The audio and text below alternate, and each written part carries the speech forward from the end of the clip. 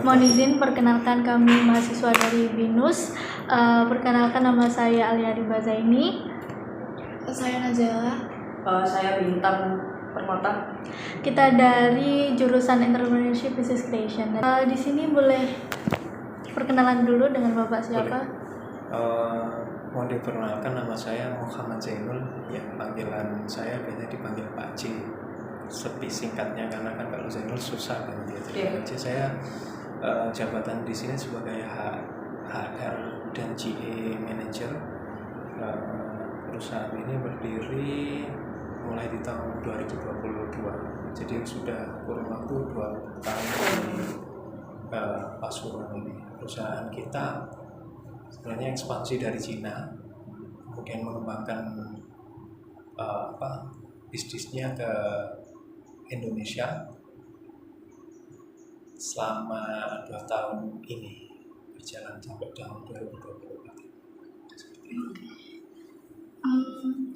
Dari Cina ya Pak. Kalau boleh tahu di sini bergerak di bidang apa ya? Kita bergerak di bidang rokok elektrik, jadi spare part of rokok elektrik. Kalau dari nomor induk perusahaannya kita, NIB-nya itu di manufaktur karet buatan. Nah, manufaktur karet buatan ini produknya, item produknya banyak. Tapi kita untuk yang di MGC Indonesia konsennya di part of rokok elektrik, sigaret elektrik, seperti itu.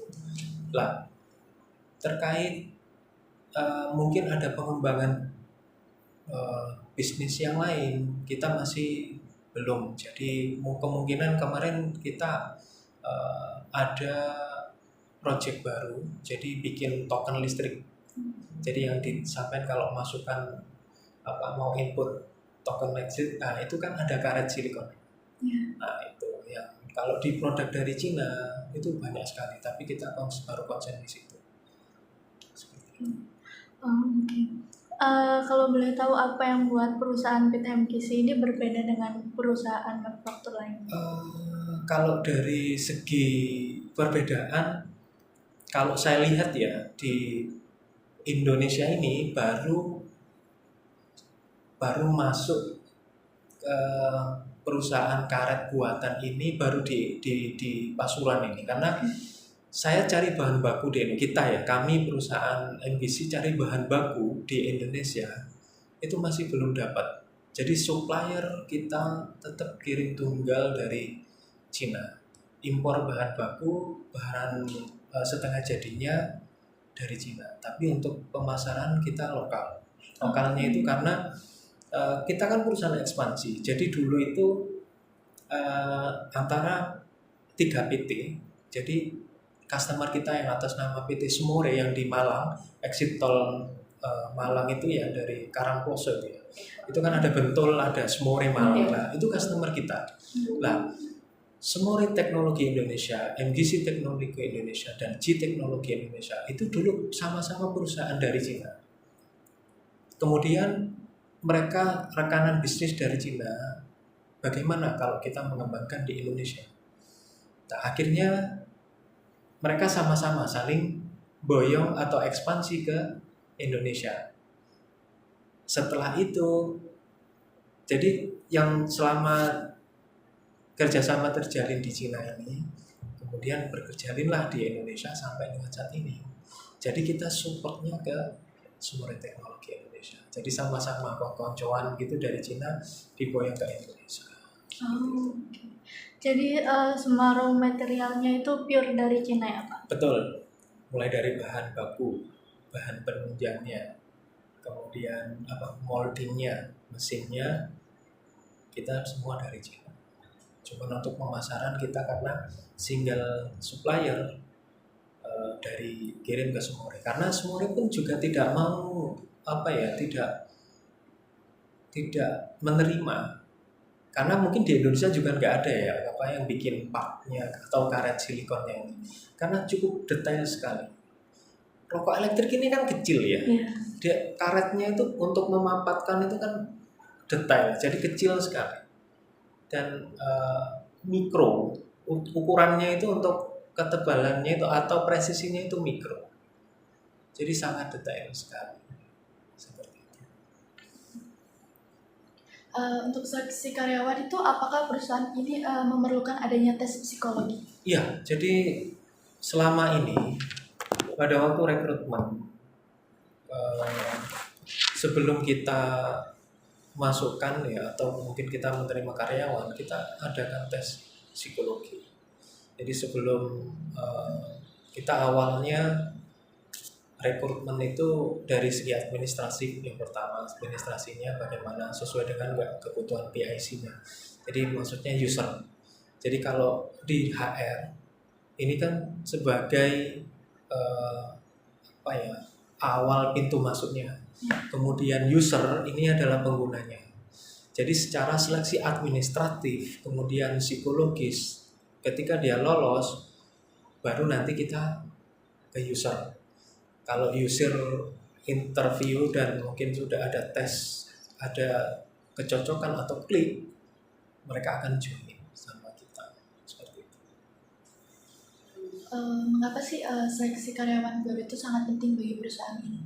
Ini sumber daya manusia SDM itu ya, itu peran paling utama di dunia perusahaan. Jadi kalau SDM-nya kita itu kurang, otomatis sumber daya manusianya kita itu kurang, otomatis berpengaruh terhadap kinerja dan hasil. Itu saya sudah studi kasus itu. Jadi saya sudah sebelum di Peroni, sebelum di MGC ini, saya dulu di perusahaan Peroni di Ngoro Industri. Saya sudah pernah studi kasus. Jadi awal-awal mungkin rekrutmen karena perusahaan sama-sama perusahaan baru, kita coba rekrutmen saling percaya dengan kepala desa. Ya, saling percaya kepala desa. Oke lah kita masukkan tanpa lolos seleksi administratif.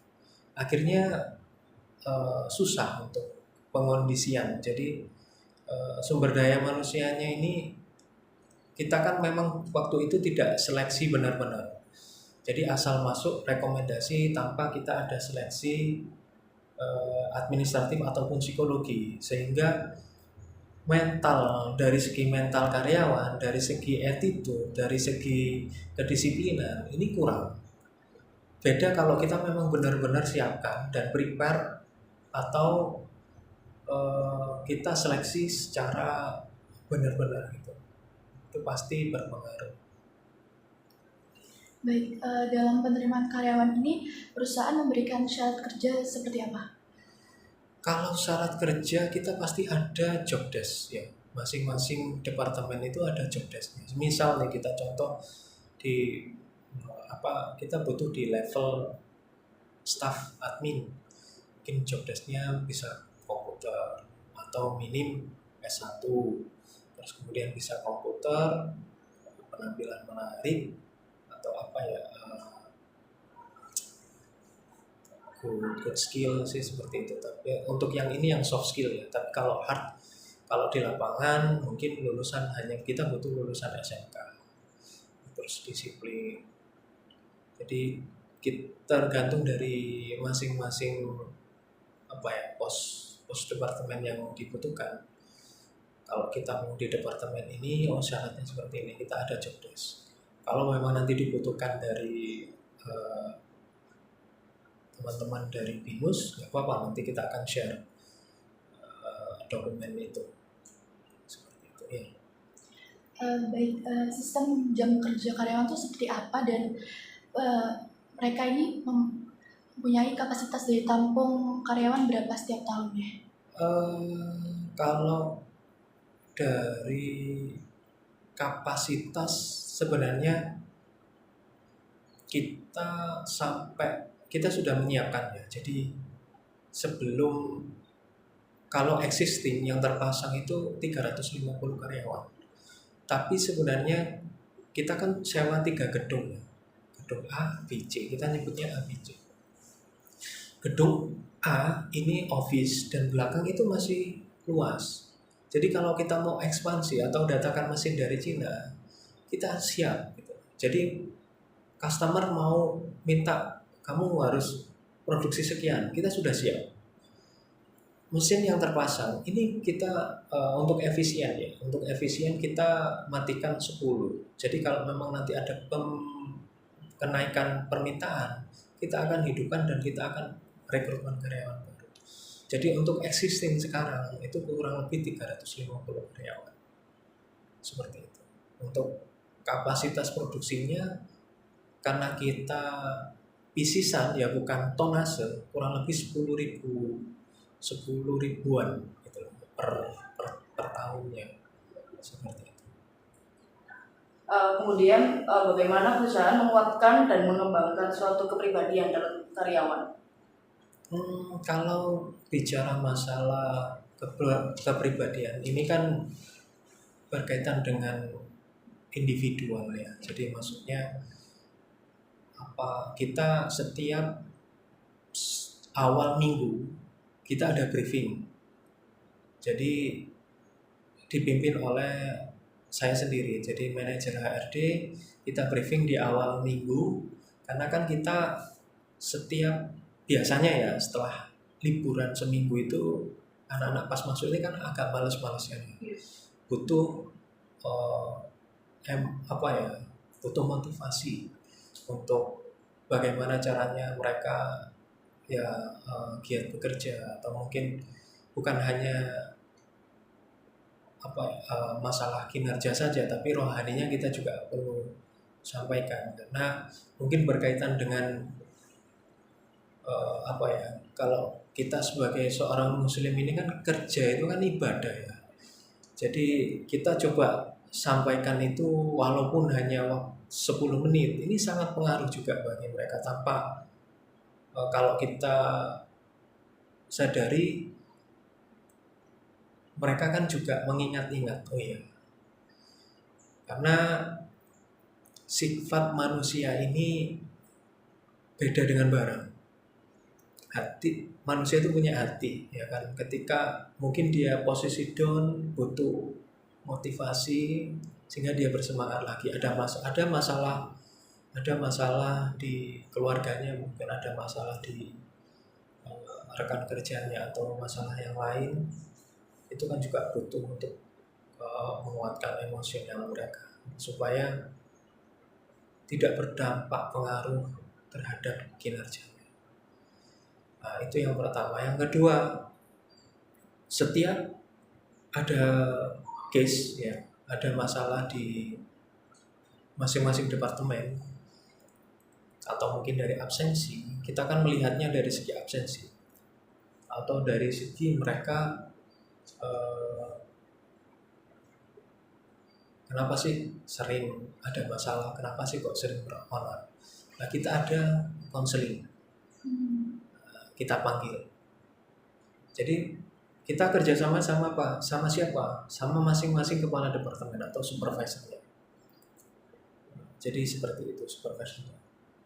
Setiap hari Senin, all management mulai dari level supervisor sampai dengan manager dan manufacture center itu kita meeting. Jadi kita bahas ada masalah apa yang hot issue di dalam perusahaan. Baru nanti setelah itu kita floorkan, kita sampaikan di hari Selasa meeting tersebut. Jadi di hari Selasa itu kita bukan hanya briefing, melainkan kita juga menyampaikan hasil meeting rapat tinjauan manajemen. Terus kemudian dalam perusahaan itu gimana mengukur kualitas kinerja karyawan? Kita ada penilaian karyawan. Jadi penilaian karyawan itu ada yang penilaian dalam 1 bulan sekali. Kita ada punishment dan reward. Jadi ada penghargaan kerja karyawan bulanan. Kita ada piagam sekaligus bonus. Jadi ada piagam dan bonus itu 1 bulan sekali. Kemudian di akhir tahun seperti ini kan mau lebaran ya, lebaran. Jadi kita mau liburan ini, kita biasanya ada employee of the years. Jadi pekerja yang bagus di tahun ini. Lah, kompetensinya apa saja? Yang pertama dari absensi. Ya, itu yang menilai dari kita. Dari absensi karyawan, kedisiplinan karyawan, dari kami. Kita kerjasama juga dengan supervisornya. Nah, supervisornya ini menilai kinerjanya bagaimana selama 1 tahun ini. Bagus nggak dia? Target nggak dia? Terus sering bikin masalah nggak dia? Lah itu baru kita combine antara supervisor dengan HRD. Seperti itu. Baru nanti ada employee of the year itu. Jadi setahun sekali. Jadi masing-masing departemen itu ada 1 karyawan terbaik. Jadi yang terbaik. Seperti itu. Kemudian bagaimana proses pelatihan dan pengembangan di perusahaan untuk karyawan? Kalau pelatihan kita rutin ya, tergantung dari kebutuhan. Semisal katakanlah dari hasil penilaian karyawan kita yang setiap 1 bulan atau 1 tahun sekali, kita ada dapat indikator dari penilaian itu. Oh, ini kurang apa ya? Skillnya yang kurang, atau kemampuan di product knowledge, atau kedisiplinannya yang kurang. Karena kan yang menilai dari supervisornya ya. Jadi kita bikinkan kuesioner.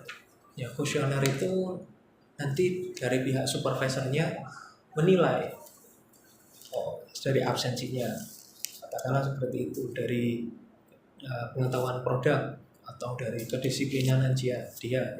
Nah, rating yang paling banyak dari beberapa karyawan itu kita ambil kasus apa yang perlu kita bikinkan pelatihan, baru kita adakan pelatihan. Kebetulan perusahaan kita kan sudah ISO ya, ISO 9001 19.001 tahun 2015 tentang manajemen mutu. Jadi manajemen mutu itu bukan hanya produk saja mutunya, tapi sumber daya manusianya juga. Jadi itu kita setiap 1 tahun sekali kita ada audit. Nah, termasuk di dalam penilaian karyawan itu yang kita jalankan. Seperti itu. Baik, untuk pertanyaan yang terakhir, untuk masalah jam kerja karyawan itu seperti apa di perusahaan ini? Secara jam kerja kita normatif, ya. Kebetulan ada Bapak Disnaker ini ya. Jadi ada aturan jam kerja karyawan itu mulai dalam 1 minggu 40 jam, tidak boleh lebih dari itu. Kalau selebihnya dari itu adalah overtime. Kita mengikuti regulasi pemerintah. Jadi kalau di MGC sendiri kita masuknya jam 7 sampai dengan jam 3, istirahatnya jam 12 sampai jam 1. Mulai dari hari Senin sampai dengan hari Jumat.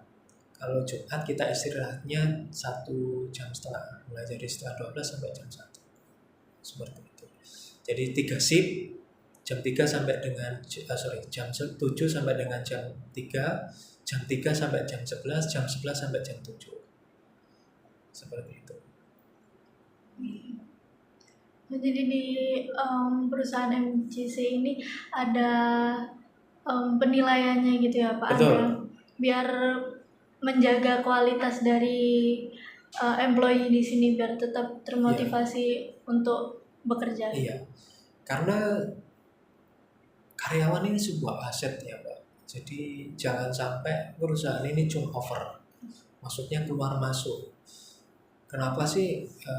Kalau perusahaan ini sering keluar masuk, berarti ada tanda tanya. Entah apakah dari manajemennya yang kurang bagus, atau dari apanya itu yang kurang bagus, pasti seperti itu. Kalau di MGC ini kita coba saya tanamkan kepada, kebetulan kita kan memang dari PMA Cina ya, PMA Cina kita coba tanamkan budaya dari Cina masuk ke Indonesia sangat beda sekali, mulai dari kalau kebetulan yang di MGC ini mereka orangnya orang Cina yang disiplin sebelum mereka bekerja. ekspat kita itu kurang seperempat itu sudah masuk ruangan meeting ini untuk briefing setiap hari. Jadi seperti itu. Jangan dianggap mengapa sekarang, ya kalau kita lihat kan Cina sudah adalah negara yang ditakuti oleh Amerika sekarang. Bahkan seperti itu kan. Karena kenapa? Mereka bisa berubah. Dulu yang mungkin saya mindset ya, dalam pikiran saya orang Cina itu sumber daya manusia lebih tinggi daripada Indonesia. Ternyata tidak. Ternyata tidak. Salah mindset saya. Ternyata pada waktu saya masuk di sini, orang yang di sini itu orang hebat-hebat sekali. Mulai dari soft skill-nya, hard skill-nya. Dan yang hebat itu ya,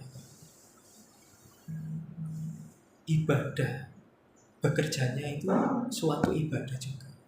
Kalau kita mungkin orang Indonesia hanya semboyan saja, tapi memang benar-benar mereka kerjanya jam 7 sampai jam 7. 2 kali istirahat. Jadi seperti itu saya pikir karyawan itu adalah aset. Jadi kita harus mengetahui apa sih yang menjadi masalah di karyawan sebelum timbul masalah itu. Sebagai seorang HR atau HR ini kita harus tahu kondisinya emosionalnya karyawan tersebut sehingga tidak menjadi bom atom tiba-tiba demo, tiba-tiba keluar resign secara banyak. Jadi sebelum itu hal terjadi, preventifnya itu kita harus siapkan. Yang mulai dari sekitar tadi dengan cara konseling, kita ajak bicara. Sebenarnya ada masalah itu atau adanya kasus itu karena kan kita tidak saling terbuka, benar nggak? Kalau kita tidak mau saling bicara atau singkur-singkuran, ya kita jalan sendiri-sendiri, benar nggak? Tapi kita kalau mau mengerti, kalau kita mau dengar suaranya mereka, ya kita mungkin akan kasih feedback yang baik dan mereka pun akan oh ya ternyata kita masih diperhatikan oleh bos. Seperti itu. Berarti kuncinya komunikasi ya. Komunikasi itu penting sekali, komunikasi. Kurang lebih ini pertanyaan dari kami. Terima kasih sudah mau wawancara dengan kami. Banyak sekali pelajaran baru yang dapat kita ambil di sini. Terutama buat kita mahasiswa ya bisa belajar dari PT MBC ini untuk terus semangat, disiplin juga. Habis itu nanti jadi punya gambaran di dunia kerja itu kayak gimana. Terima kasih atas waktu luangnya Bapak. Dan juga Bapaknya juga. Benar. Sekian dari kami. Terima kasih.